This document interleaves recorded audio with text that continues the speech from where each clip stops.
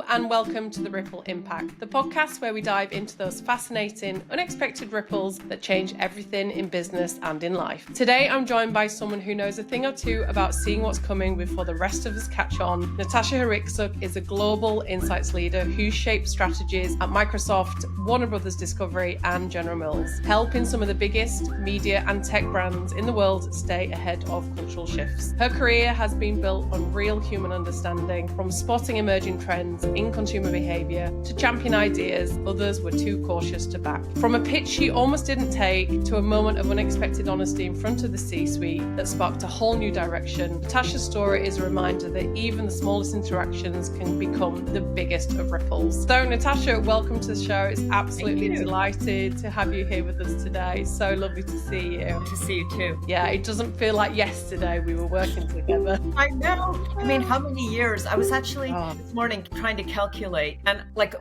15 to 16, which is crazy. I know, it feels like it's gone like that. So take us back to those days. In fact, let's start with General Mills. So you said to me that General Mills has almost been like the foundation of what you've then taken on to your career. Can you wind us back to those General Mills days and how it shaped your career since? I mean, not that I haven't loved my job since, but that was such a special job. Everything about it was just like baseline, lovely and perfect on so many levels. We just had a great research team. It was so collegial. Everybody was just naturally collaborative, great sense of humor. We were always laughing. But at the other end of the spectrum, the senior leadership, the executives, were utterly receptive, open to consumer insights, and actually wanted to hear everything that the research team was doing. And it's been the only job I've had in the 25 years I've been doing this where I was actually part of the executive team. I would go to the meetings. I would sit at the table with Linda and Andy and Jim and the whole crew. They made me an active participant. And it wasn't so much about like, oh, I'm like at the leadership table, but it was the fact that they wanted to know directly what consumers thought of the brands, what was going on from a consumer perspective. What I miss and love about that job is that in CPG, the consumer's not an afterthought. The consumer isn't something that you have to kind of jam down people's throats. It's baked into the fabric of the decision-making process. And apart from what a fun job, and like doing research on food and focus groups on like how people make tacos and bake cakes, it was the fact that you didn't have to fight for a voice or you didn't have to explain why the consumer perspective mattered. It just did. And I think that's one of the really magical things about CPG. And to kind of address one of the questions that you posed in your intro, I think why CPG is such a great foundational place to start if you're in research. Everything I've learned in that job, I've carried with me over the subsequent 15, 16 years. It's because everything gets researched. Because when you think about products in CPG, cereal is just a box with flakes in it. A taco kit is just a spice mix and some shells. And the real meaning, the magic comes from the consumer narratives that you weave around the products. So everything's researched. You research the core need that drives product development, what the components are going to be that's going to make it a tasty food that people want to buy, the packaging, the font on the packaging, the ad campaign, the price, where it's going to sit on shelf. There's not one aspect of that product that doesn't get researched. So that when you move on to other sectors, you've done every kind of research under the sun. So it's like your university. It'd be like if universities actually offered a course, which they don't. There's no like market research degree. But I feel like CPG is your market research degree, your consumer insights degree. And so I'm forever grateful that that was the starting point. Yeah, it was incredible because when I first started at General Mills, actually I was on a student placement. So it literally was part of my university degree. And I knew that I wanted to go into big international business that had big brands and actually wanted to go into marketing. And I fell into insights, and that's another story for another time. But it was incredible, as you said, because the breadth of experience from consumer to category to shopper to packaging to comms, like we saw it all, which was incredible. What you touched on as well, which was really special, was the environment and the culture and the had a leadership team and there was hierarchy and there was levels, but it didn't feel like that. Like, it's such a cliche thing, but it genuinely felt like a family. You Yeah. knew everyone, you knew everybody's role, you had experience. Like, I went off to factories, I knew what was going on in supply chain. You were so close to the business that when an idea would pop up, you would know instinctively that was right or not. Not just from a consumer point of view, but from a business acumen point of view. You knew about what was going on in the factory and the lines and the cogs. You were in the business, not just the research team that you would call and say, can you do this concept test? We were fully in the teams, which I think is so special and actually quite rare. I just assumed that's how every business did it, but they don't. There's a reason why the products did really, really well in the marketplace. We didn't launch things that failed. We were on a growth trajectory across the board. Yeah. Oh, there comes the cat. I knew she was going to come. Who wants to get involved? I truly feel like that company was unusual. Yeah, you're right. I forgot about those factory visits. We were exposed to every element of the business. Yeah. And why does that matter? Because if you have that integrated view and you understand the needs of all your stakeholders on that visceral level, it just makes you smarter as a researcher. This isn't about saying negative things about other verticals, but I think in a lot of other, apart from CPG and a magical company like General Mills, research is often used as a backroom data feed, or it's used to measure and evaluate. It's like a scorecard function. Did this do well or didn't do well? Yeah. Which thing performed best, A, B, C, or D? Things are being landed on the research team and you're basically evaluating or measuring or assessing. Yeah, and you're like a service function rather than a strategic part of the organization, which we always were. Always. One of the battles that I've been fighting ever since is that if you bring research in after a decision's been made, or you've got like 5 final concepts or 5 final things that you're testing or measuring or evaluating, you never know if there was something else that would have actually been far better, that would have been more resonant with consumers, because you're only testing what's in front of you versus using research to identify a set of optimal consumer validated ideas or concepts. So insights should really be driving the development of products, the development of creative, the development of services at the inception. If you want people to buy something and use something, why wouldn't you want them to feed in to the process at the starting point, like we did at General Mills? And I hear so many people say, well, consumers don't know what they want. Honestly, when I hear that, and it's like that old Steve Jobs Apple thing, people don't know what they want. It's like, what are you talking about? We're hardwired biologically. If we didn't know what we wanted, we'd all be dead. So babies, when they cry, they don't actually know what they want. They're hungry. They need their diaper changed. Like, we are biologically wired to communicate what we want and need. So people are too dumb to say that there's something missing in their life, or they wish something could be developed that would address this need, or they might not be able to articulate a product and the mechanics of the product, but they can say, God, I would love to have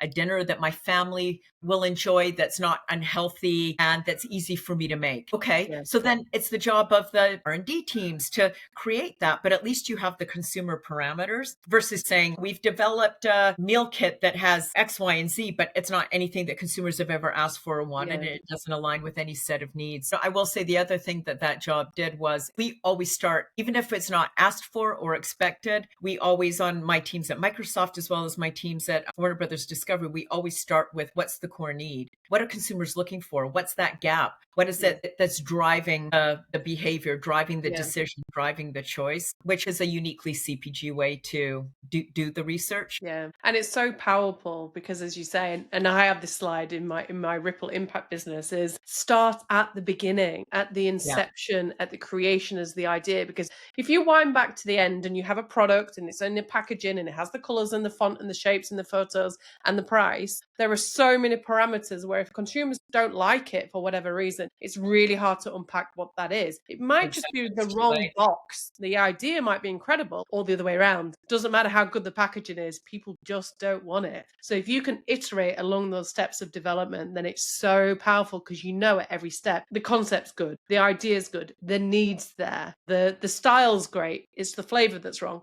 Okay, right, let's go off and you've been systematic. It always makes me think, one of my favorite case studies, and anytime I've had to lecture or talk about case studies, I always think back to that Warm Delights launch. Yeah. which we pulled. In 5 minutes, you're going to have a fabulous chocolate dessert that's going to have a molten center that your whole family's going to love. And like, it was this concept that made it sound like this miracle food. We get ready to launch. We're doing focus groups in home where people are making the warm delights. And this is a UK specific thing. And we were doing it to drive marketing messages. And suddenly we realized people don't like this product. In the UK, the idea of taking a powder, putting it in a bowl, adding water and sticking it in the microwave was the antithesis of baking. The concept sounded amazing because we highlighted all the things that were special and fabulous about the product, but the actual physical product itself was a fail, and we ended up pulling the launch. That's another classic example of when you bring research into the process too late, you can end up making a really costly mistake, and not just something that, well, darn it, consumers don't like it. No, these launches are multi-million dollar launches with marketing campaigns, with promises to retailers attached. I remember that so clearly because it takes real bravery to be in an insight role, because you are often going to the organization, sometimes with the bad news, to say, this isn't working. And pulling a launch is a big deal, and incredible that the insight team, we had the bravery to do that, but also that the organization backed us and listened. They and did. changed Amazing, as a right? result, because I've seen so many products launched that shouldn't have, and they don't last, they don't survive, they don't stay on the shelf. And it's such a huge investment in time, in people, in money, in retailers, etc. It's a huge investment for then something to not work. And gosh, when we first started, it was 70% of products fail. I think it's way higher than that. Yeah, a lot of the markets are like, the marketplace is saturated, and the idea of coming up with something net new that's also going to be compelling. Part of the problem is that we're R&D and engineering and creator led. If I build it, if I create it, it should just work. We must sell It's it. like, yeah, we'll just sell it. And sometimes the person building it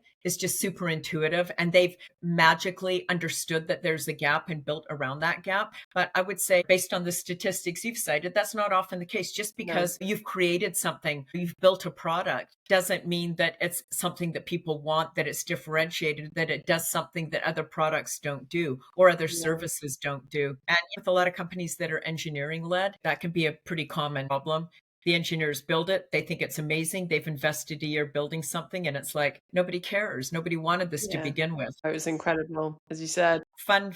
The perfect combination of a great team in a great organization, with license, permission, with freedom, but with trust, with challenge, and a great bunch of people. It was a really special time in my career. Really special. Yeah, the jobs are rewarding. Don't get me wrong. I've never stopped loving what I do, but for whatever reason, we did have all those dimensions that made it like really exceptional. And it is a special alchemy. The people really were at the heart of it. Any company at the end of the day is the collective of the people in the leadership. And we just had such an open-minded leadership team there. Well, you know what? Such a great way for both of us in a way. That was my first client-side job. That was your job out of university, and it was an amazing way to kick off the career. Yeah, and I was there 9 years all in. I just, oh my God, okay. Yeah, I know. I was a boomerang employee, so there at university, went back, went off traveling, went back again. I worked there 3 times and 9 years all in. I loved it. And to be honest, I wouldn't have left, but they didn't have the next role. So, but it was a really special time. And when we talked, you talked about when you were moving to New York and you took a pitch with an agency. Can you tell us this story? Because it's a great one. Yeah, I was like 3 weeks away from leaving. My husband got a job with JetBlue in New York. So we were like picking up and moving to the US. I was about 6.5 months pregnant, and OTX, a company, actually, I'm still working with a tributary of that company, which is so funny. Those relationships with vendors who are really exceptional, they do last and last and last. Now they're called Tapestry, but the head of the company came. It was the early days of digital sample. And so they had a really robust digital sample. I mean, it sounds so old fashioned, but that was a big deal to have a viable digital sample that felt like it was representative. And they were probably pitching something like brand tracking. And the head of the company was this, very charismatic woman, and she was really sweet. And she showed up with like the pret-a-manger coffees and muffins and gave this pitch. I know, I'm like, okay. And she said, what do you think? And I said, look, I'm leaving in 3 weeks, and I really feel a little disingenuous taking this meeting because it's really not going to be my choice. I'm very happy to introduce you to my successor, Simon, but it's ultimately going to be his decision. I don't want to make a decision right before I leave and saddle somebody else with it. And she's like, oh yeah, no problem. And she said, where are you moving? And I said, oh, to New York. And she said, get in touch when you come to New York. And I said, yeah, great, I will. I've been in New York for about 9 years prior to coming to the UK. So I was established, but I'd already been in the UK for 6 years. So some distance between that first chunk of time there. So when I showed up, she threw this kind of welcome party and just said, look, like networking is everything here. Yeah. And she invited this whole network of women who worked across different companies. At the time, it was like MTV and early stage Facebook and like all these different media companies. That is a room you want to be in of networking. Oh my God, it was amazing. I was like this guest of honor. It was pretty mind blowing. And of course, because I was pregnant, it was all women. It was like, oh.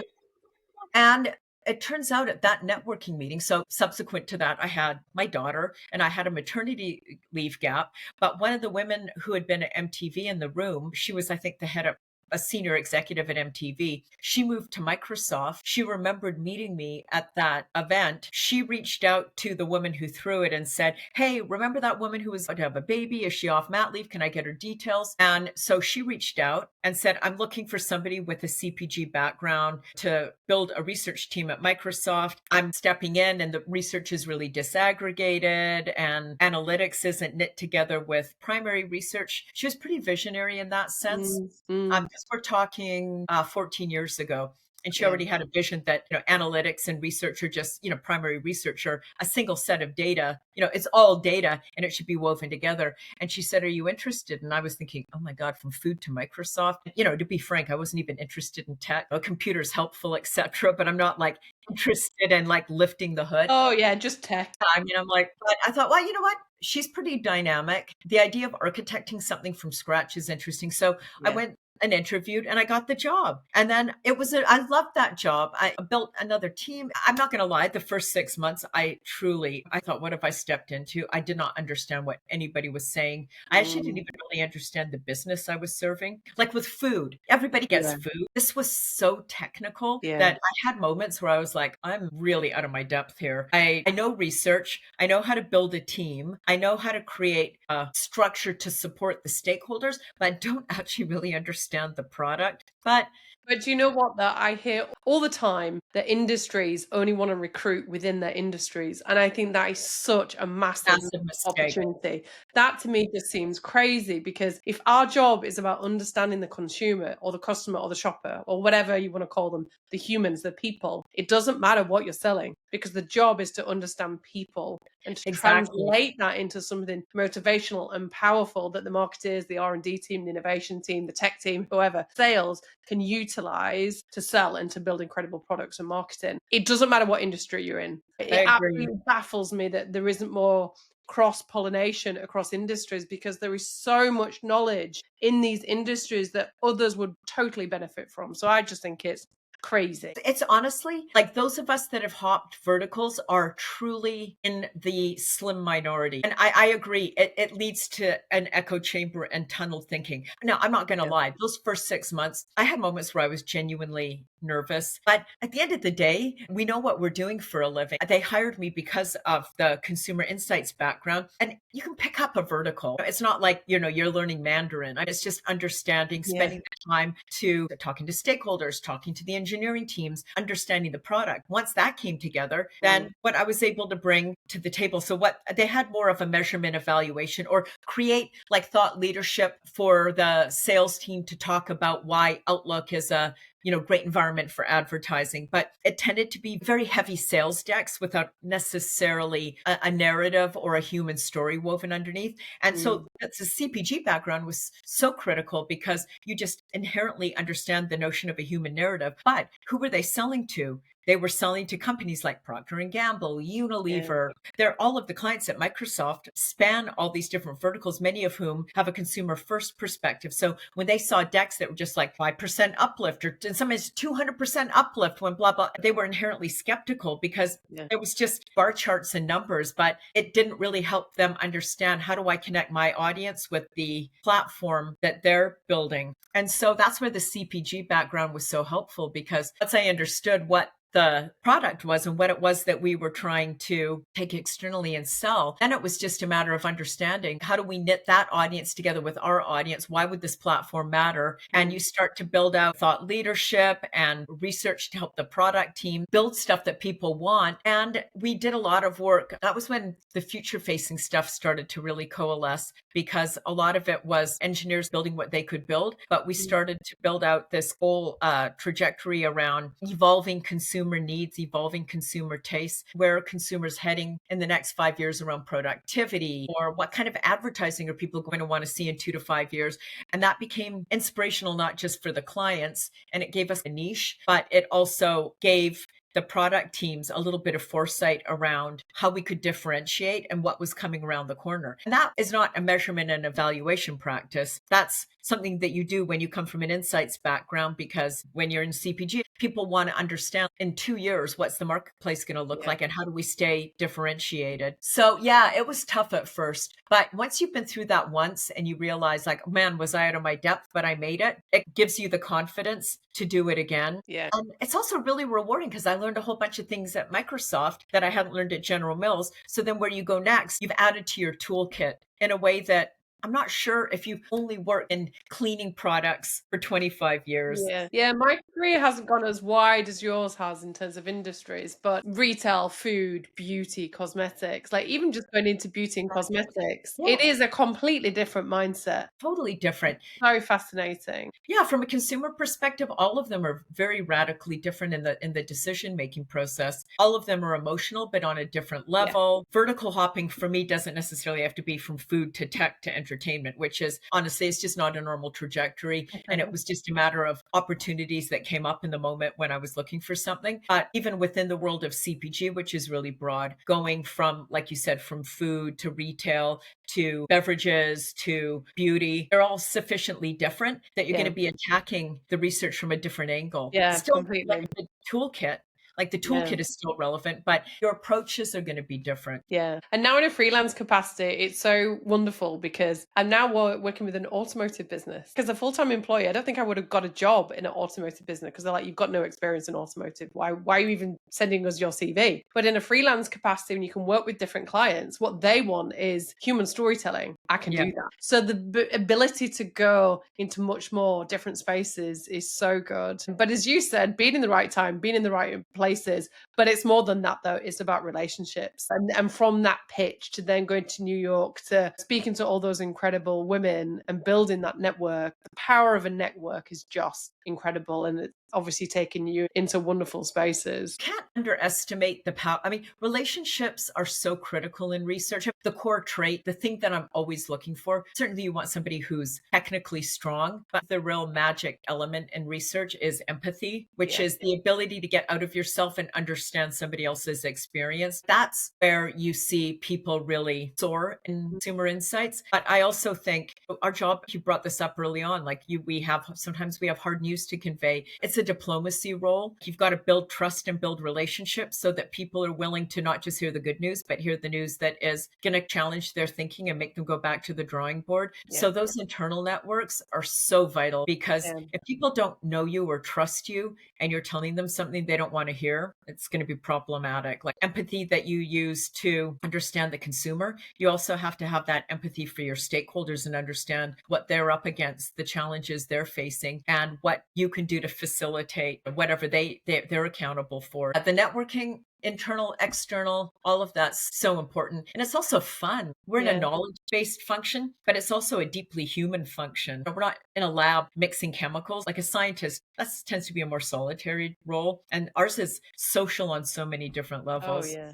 I would love for you to share a ripple moment that really stood out when we had our call. You told me a brilliant story about presenting research to the C-suite. You didn't know you were presenting to the C-suite, completely unfiltered, not knowing who was going to be in the room, and actually how it sparked a bit of chaos, but also a huge opportunity. Can you walk us through that example? Because it's such a brilliant one. I'll preface this by saying I'm glad it happened to me at this stage in my life and career and not early on, because I think it would have just thrown me and the recovery would have taken so much longer. So My team is responsible for identifying future near term to further out future consumer opportunities. That's one trajectory that we're responsible for, one line of research. We've been doing a ton of work on generations, and surprise, surprise, younger generations, all the way through to people in their 40s and even increasingly in their 50s, are spending a lot of time watching short form videos. So YouTube, TikTok, Reels on Instagram. And when you're in the business of making TV shows and movies, it's really critical to understand, wait, is there still room in people's lives for what we're making, Yeah. or is the world going to start to move more and more towards the short form universe, and our core product is going to be diminished? And so I spoke to a couple of stakeholders and I said, look, we can't really ignore the fact that when you look at how people allocate their time throughout the day, a good portion of it's being spent on short form, and it's rivaling the time that they're spending on TV shows and movies. Through the course of this research, what we found was really heartening. But the first barrier I hit when I told some of the stakeholders, they just said, we're not in the business of short form. And I said, well, no, I'm not saying we need to produce short form, but we need to at least understand how we tackle it, because it's a thing. So I was basically told, like, yeah, go ahead and pursue it. But just know that the business has thought about short form in the past, and it's just not a core competency. So I said, okay, fair enough. And so what we ultimately set out to do is to understand what's going on. Is there an existential threat? If not, what's the opportunity for us? Is there something we can leverage with short form that'll actually help our core business? And we did the research. It actually showed something that was great for us, which is the usage occasion. The need that short form satisfies is completely discrete and different from the need that TV and movies satisfy. It's not zero sum. They're just performing different functions in people's lives. And in fact, short form is in many ways really critical and increasingly critical to driving discovery and engagement with long form. So if you watch something on TikTok about a new TV show or movie, or you see a trailer on YouTube, that may be your first exposure to something that drives you to view. So I was like, oh, wow, this is actually a good news story. And it's not about us necessarily creating short form. It's about the fact that short form is actually a marketing vehicle for us. So my boss, who's been just really brilliant about getting us in front of critical people in the organization, got us in front of one person who's connected to the C-suite. And I shared with her the research, and she said, the stuff you guys are doing, the C-suite should hear this. We've got this new digital community, would love for you to present. And so she said, look, I know it's a bit last minute, but would you mind coming to the meeting on Tuesday? And it was Friday. And I said, yeah, great. So I got the invite right before the meeting. Here's a lesson. When you get an invite, it's really good to look at who's attending. I didn't. I was just rushing. And that morning, an hour before the meeting, I looked at the attendees, and it was the C-suite. Somehow I just thought it would be my peers across the business. And it wasn't. It was the CEO and all of his directs. Yeah. And so I was like, oh, crap. So I had to quickly tell my boss. His boss was in transit. I'm going to be showing up at this meeting. Everybody was slightly nervous because nobody had seen the material. So I go into the meeting, and it's my turn to run through the short form thing. And the CEO's like, what? Oh, my God, those are the numbers? Oh, wait, it does what? And then he goes to each person in the room, and we're talking senior people. What's your short form strategy in this business? What's your, and of course, nobody had it because it was flying under the radar. Like, it was seen as something external to our business and potentially a threat. And so then, because everybody was put on the spot, the initial reaction after the meeting was, you can't just come in and drop a bomb. Like I got in trouble. And I get it. Look, the lesson is, if I'd looked at the invite list, I could have let some people know what the material was all about, so they could have been prepared. Yeah. But everybody felt like they'd been put on the spot by our CEO. And after the meeting, I was elated because it sparked a discussion, but I was also a little like, this isn't good because I'm kind of in trouble. However, there were a handful of people in the room, including a couple of new hires who were CMOs of some key businesses. Afterwards, one of them came out to me and said, I was trying to figure out who was doing this research at the company, because where I come from, this is a critical strategic pillar. Yeah. And she's like, can I see more of what you guys have? And subsequently, she's become a critical partner for us in this research. Amazing. And then our CEO, and to his credit, he saw the data and he's like, we got to do something about this. And so every business now has established a marketing strategy around those platforms. And even a little bit further out, what can we do to drive longitudinal engagement in between series? How do we change our creative to align with these platforms? And even our head of innovation, she was even looking at, like, what would it take if we actually created a studio that produced this stuff but aligned to our IP? So the upshot is, the data And the reality of that data, they just needed exposure. And it Yeah. basically sparked this whole trajectory where you don't have to convince anybody we need to pay attention to it. It's now baked in.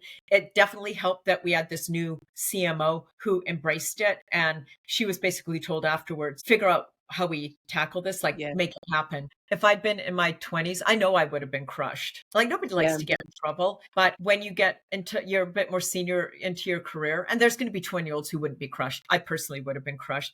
But what I said to myself is, kind of sucks getting in trouble, but the message was key and it needed to be delivered. Yeah. So now nobody remembers that I got in trouble. You know what, though? It's beautiful on many levels because someone said to you, we're not in the business of short form. And that could have killed it then and there, but it didn't. And those are such potentially dangerous statements for organization because you can kill potential revenue streams. And arguably, this is why some companies don't survive because they go, we're not in the business of X, we're not in the Yeah. business of Y. And they just tunnel vision in what they're doing and they're not thinking about the external environment. And that could have stopped the project then and there. The fact that you didn't know it was going to be the CEO and his direct, maybe if you did know, you wouldn't have gone or you'd have sent someone else. All these moments, you'd have been so nervous or you'd have changed the way you talked about it. And what I always find really fascinating, and I get it, right, at a theoretical level, I'm sure there's going to be tons of comments about this when I say it, but I feel like it's such a strange environment when people go and present to the C-suite. And I see it in so many organizations that it's like,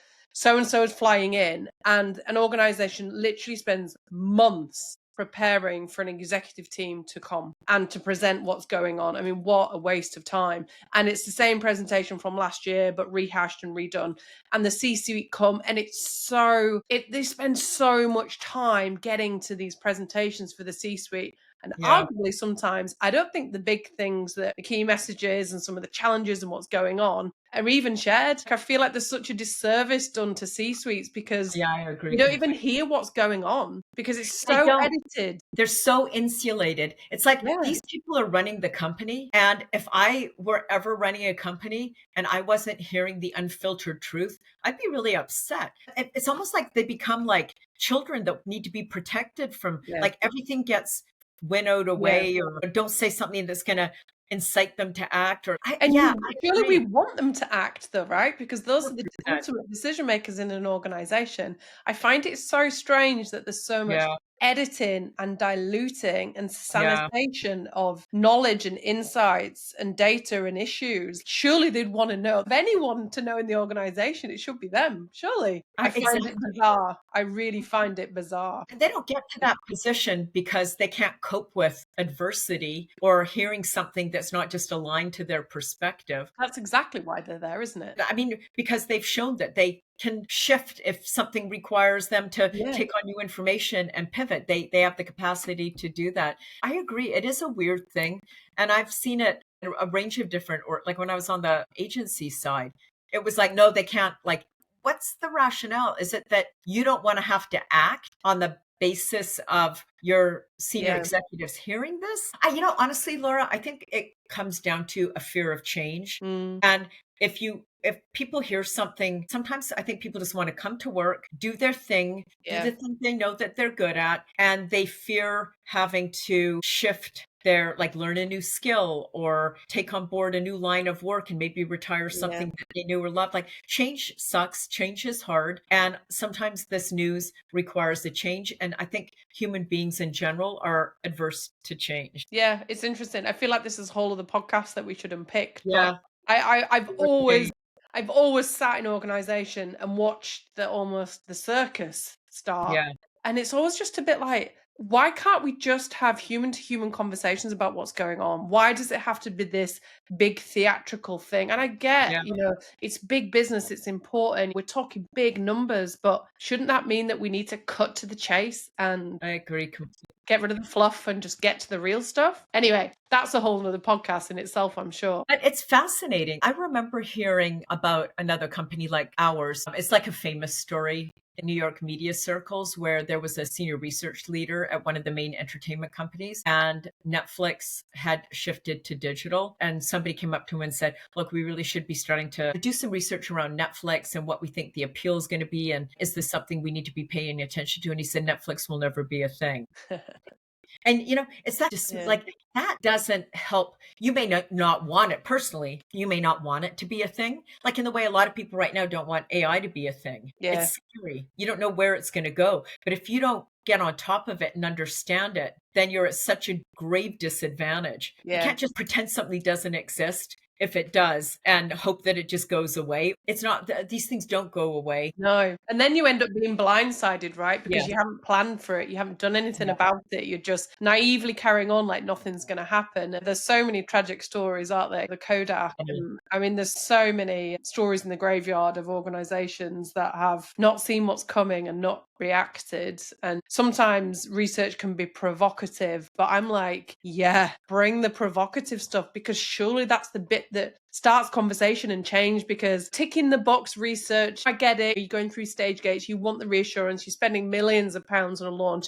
You want the confidence. I'm a big fan of that research to a point. But that's the everyday stuff that's going to drive the business. That's your cash cow behavior. But to get yourself to real game changing, category changing, industry breaking, you're not going to get that from your day-to-day research. You need the provocation. Exactly. Which is why I'm so grateful to Warner Brothers Discovery for allowing my team to come into being and to flourish, and that we've got this practice, which is we're the guys that are helping the company peek around the corner and figure out what's coming. Like, how do we handle AI? How do we handle short form? What's going on with younger generations? What, is the future of content? How are tastes evolving? And it's not meant to say that we're doing the wrong thing or the right thing. It's just giving that foresight that enables the company to figure out, okay, if this is where consumers are heading, how do we handle it? What's the path that we choose to take? You still have agency. And in fact, that's maybe the irony. People think that with change, you have no agency. But if you understand the underpinnings of the change, that understanding inherently gives you agency, because then you can choose how you deal with it. Yeah. But maybe there's this feeling you're just hopeless and riding the waves of something you don't understand. That's the head in the sand. And approach. I'm sure no C-suite wants, maybe they want the awe, because I always go shock and awe. What's going on? Shock and awe. You might want the awe, you might not want the shock. No one wants the shock, right? Especially a C-suite team. But I love the sentence of peeking around the corner. That's a lovely way of talking about it, because you're not saying we know what's going to happen in 5 years, because nobody does, right? These big things happen in society, in economics, in politics, and the world changes overnight. But I love the thought of peeking around the corner, getting yourself ready as an organization of what's coming. As you said, TikTok, AI, new formats, new behaviors, new channels. It's going to change things. So knowing what's coming to get yourself ready and prepare yourself for that is a fantastic way of talking about it, and why insights and research can be so powerful when it helps you do things preemptively, not reactively. Without question. The cat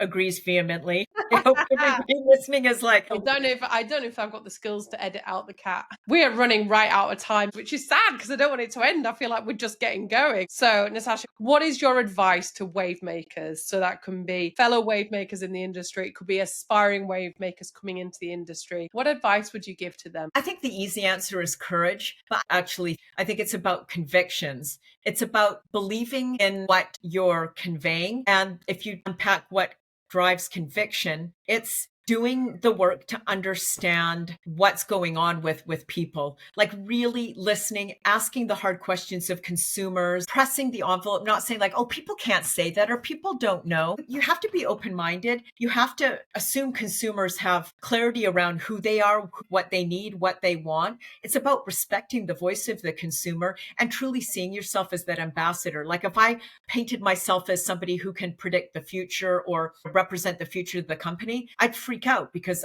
I don't have that capacity. But if I'm talking to the right people and we're having the right depth conversations, we've got the right mix, and I'm starting to pick up signals after listening to 35 people talk about like how their content tastes are changing, then you start to realize, oh no, there's something here. It's not about me. It's about what they're telling me. And I'm just the mouthpiece. That's where the conviction comes from. When as a researcher, you hear patterns, those patterns start to ladder up to something that is a genuine, I mean, insights are patterns, right? Insights are hearing something over and over again that ladders up to a commercial opportunity. And once you hear that and you know it's a thing because it's just come up so many times and you've seen the patterns validated, or over time too, you just know in your gut, like, this is a thing. And that is where the conviction comes from. So then when you're making the waves and conveying something back to the business that is maybe a bit provocative, I never feel like it's a matter of courage. I'm just echoing what I'm hearing. It's like a doctor does a test result and sees that you have high cholesterol. He or she may know that the patient doesn't want to hear that, but you've got a test result that backs it up. And so by telling that person, they can amend their behavior. We're doing the same with consumers. Yeah. We're backing it up with data and knowledge and understanding and validation. So not going out on a limb. It's a foundational opinion based on something solid. That's where the conviction comes from. Just being open-minded and trusting your gut. It is an instinct business. Human instincts are really critical. It's really easy to ignore your instincts. The answer's rarely in the numbers, honestly. Here's another weird little thing I've noticed. The more you search in the numbers for what the meaning is, less likely you are to find the meaning. You'll just get clarity you will find.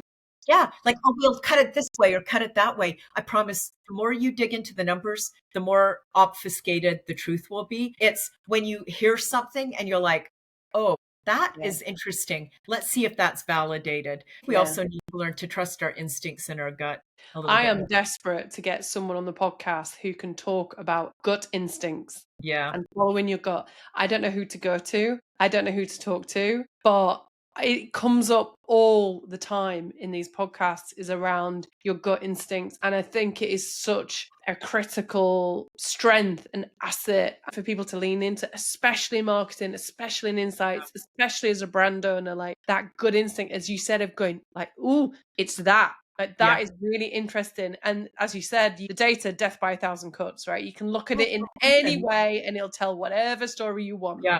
That's why, honestly, quant, of course, I'm never going to stand here as a researcher and say quant doesn't matter. Of course, quant matters. Quant is a critical tool. But I actually think a lot of the time, some of the most profound insights come from qual, which you can then validate. If you sometimes start with quant when you're doing exploratory research, it can easily obfuscate. Like you said, you'll find 20 different things that you can pull out, but you want to make sure you're pulling out the thing that matters. It's such beautiful advice in terms of not just courage, but courage in your conviction and having the confidence to have a voice, to stop the plan, to stop the launch, to change the plan, to influence internal stakeholders. There's a ton of conviction that's needed in that for stakeholder management and influencing and communication. It's just beautiful advice. So thank you so much. Natasha, thank you so much for taking us behind the ripples of chance meetings, brave research, walking into C-suite meetings, bold moves, having courage in your conviction and shaping your career. Your story is a powerful reminder that real influence doesn't always come from planned paths, but incredible networks, incredible relationships, feeling the fear and feeling the imposter syndrome, which by the way is growth,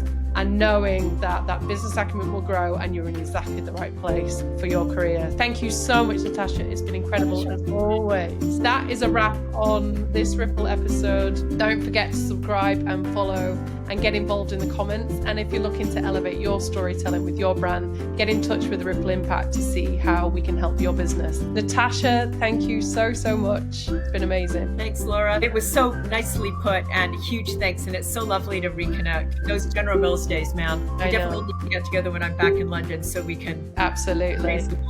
We should absolutely do that. I would love that. Thank you, Natasha. It's been wonderful. For everyone, tune in weekly for more bold voices and inspiring wavemaker guests. I'm Laura Barber. This is the Ripple Impact. We will see you all next week. Natasha, thank you so much. Bye. Thanks, for now. Laura. Bye.